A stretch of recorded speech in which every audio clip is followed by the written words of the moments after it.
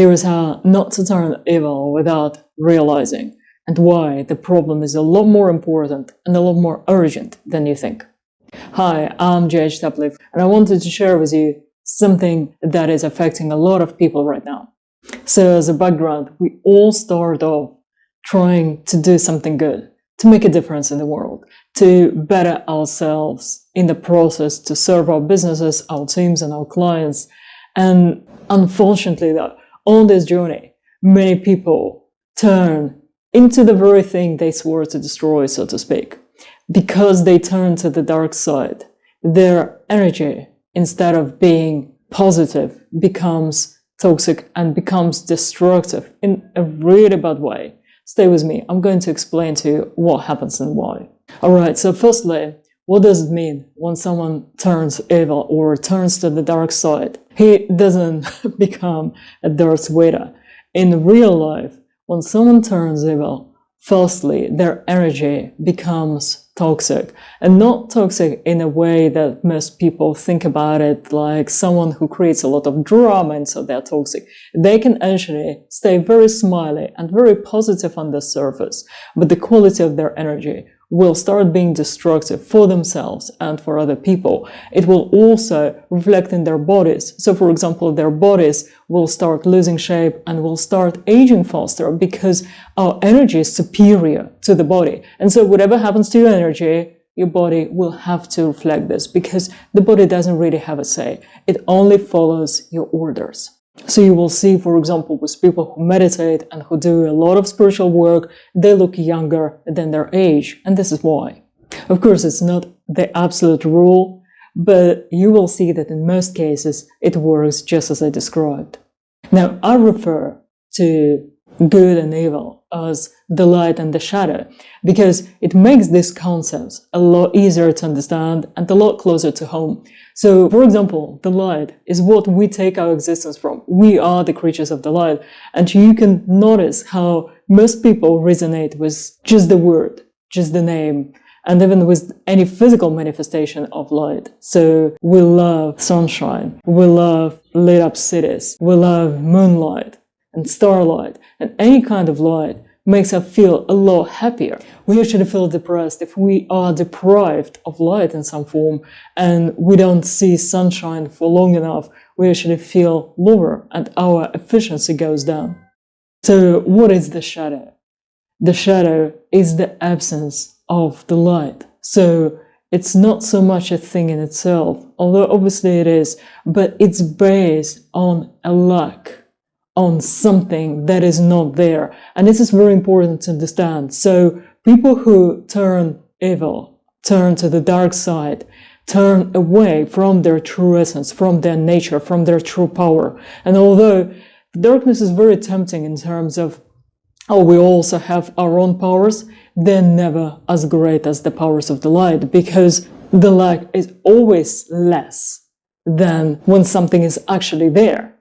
I hope you can see how it works. And I also want to tell you what turns people to the dark side in real life.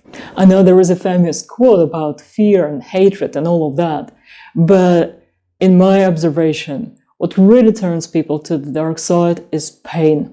And not just any old pain, because we're living beings. We go through life experiencing all sorts of emotions. And so happy emotions, negative emotions, they come and go. But there are certain emotions that if they stay with us, they can change us from the inside. They can cause an inner transformation, inner alchemy, which can be positive or negative, because our brain is functioning in a way that if you feel a certain emotion, if you are in a certain emotional state for long enough, it will then become your baseline and your personality.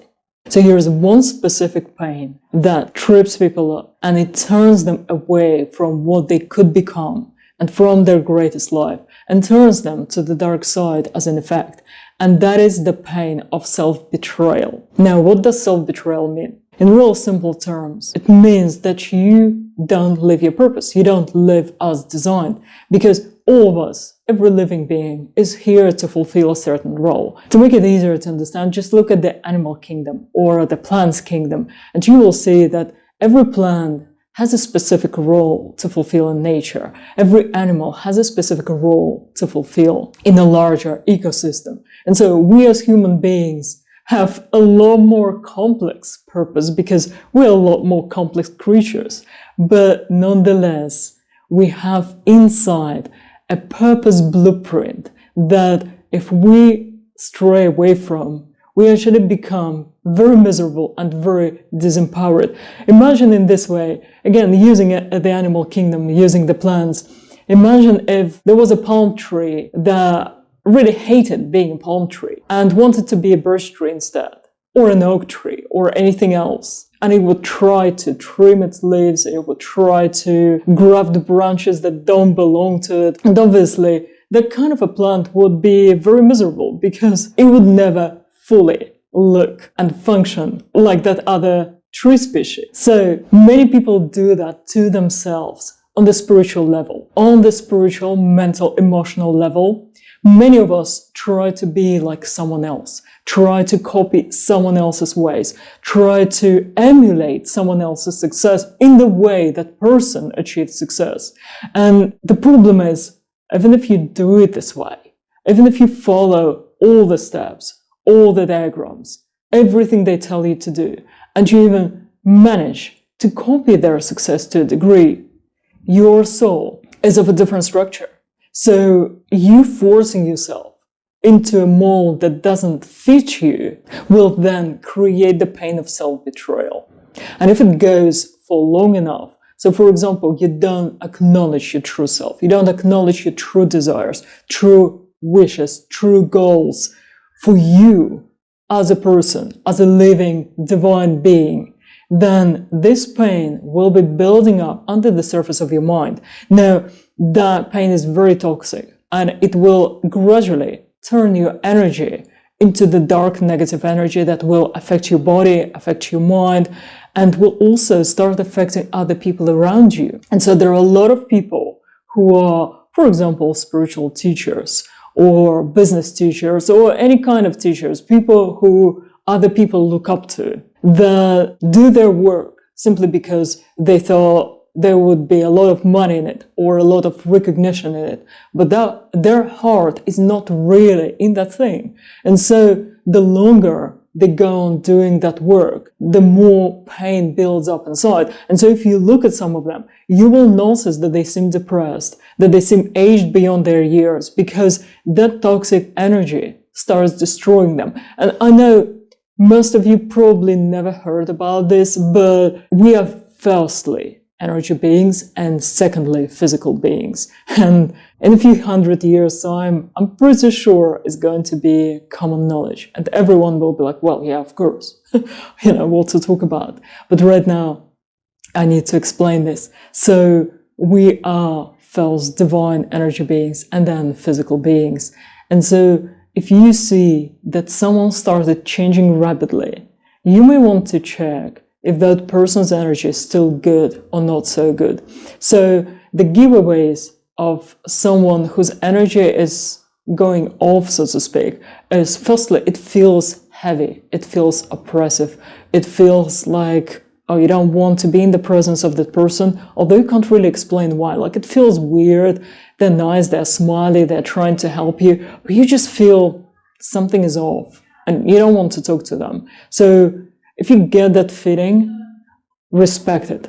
Honor what your soul, what your intuition is telling you. And just take some time to think about it. I'm not saying judge someone just like that, but your intuition knows what your conscious mind doesn't. So have a look, have a think, reevaluate if you really want to learn from this person. Because we take a lot of energy. And I mean a lot of energy from our teachers and mentors. We become like them. So don't learn from a person you wouldn't want to be like. It's a bit like what they say about sex. Don't sleep with a person who you wouldn't want to be like. So I would like to encourage you to be more mindful and more protective of your personal energy. Because, you know, you might have heard the saying, hurt people hurt people. By the same token, people who become dark tend to pull other people down with them. But also on the reverse side, people who have good, uplifting, strong, positive energy bring other people up.